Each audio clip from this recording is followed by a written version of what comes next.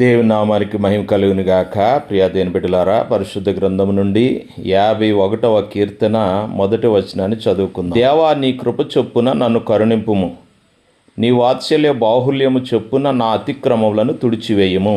ఈ 51వ కీర్తన దావీదు రాసిన కీర్తన. దావీదు బత్షెబతో పాపం చేసిన సందర్భంలో నాతాను ప్రవక్త తన పాపాన్ని బట్టబయలు చేసినప్పుడు తప్పు ఒప్పుకుంటూ దేవుని సన్నిధిలో పశ్చాత్తాపంతో ఈ కీర్తన రాశాడు.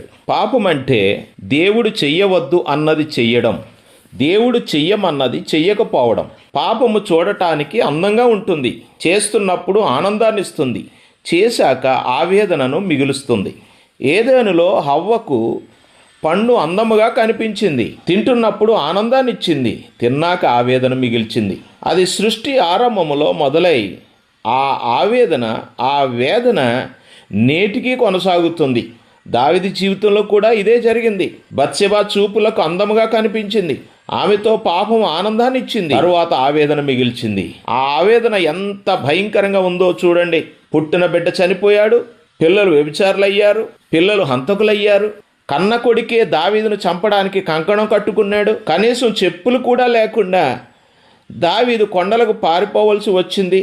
కుక్క వంటి సిమి, ఓ దుర్మార్గుడా, నరహంతకుడా, చీపో అంటూ దూషిస్తూ శపిస్తూ ఉంటే దావీదు మౌనముగా తల వంచాల్సి వచ్చింది. దేవుని పక్షంగా యుద్ధాలు చేయడానికి దావీదును దేవుడు ఏర్పాటు చేసుకున్నాడు. ఇప్పుడు ప్రజలు ఇక నీవు యుద్ధాలు చేయవద్దని ప్రమాణం చేయించారు. ఇలాగ ఎన్నెన్నో చూడొచ్చు దావీదు యొక్క జీవితంలో జరిగిన పాపానికి వచ్చిన ప్రతిఫలాలు. కారణం, పొరుగువాని భార్యను ఆశించడం ద్వారా 10వ ఆజ్ఞను మీరి వ్యభిచారిగా మారాడు. రెండవది, ఆమె భర్తను చంపించడం ద్వారా నరహంతకుడు అయ్యాడు. ఇంతకీ ఎవరి దావీదు? దేవుని చేత నా హృదయానుసారుడు అని సాక్ష్యం పొందినవాడు.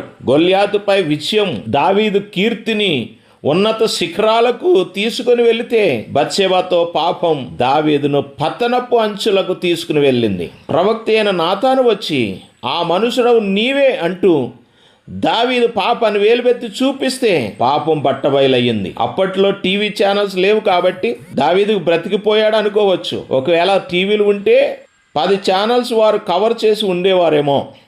కానీ దానికంటే ప్రమాదం ఏంటో తెలిసినా, దేవుడు దావీదు పాపాన్ని 2000 భాషల్లోకి తర్జుమా చేయించాడు. ఇది ఎంత భయంకరమో ఆలోచన చేయండి. కొన్ని వేల సంవత్సరాల నుంచి దావీదు పాపం బైబిల్ చదివినప్పుడల్లా బట్టబయలవుతుంది. ఇది ఎంత భయంకరం.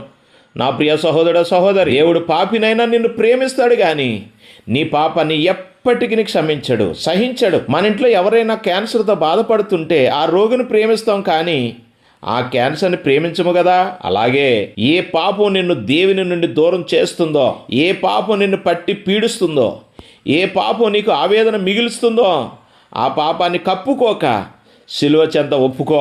నీ జీవితంలో ఎన్నడూ లేని శాంతిని, సమాధానాన్ని అనుభవించు. అటువంటి కృప దేవుడు నీకు అనుగ్రహించునుగాక. ఆమెన్.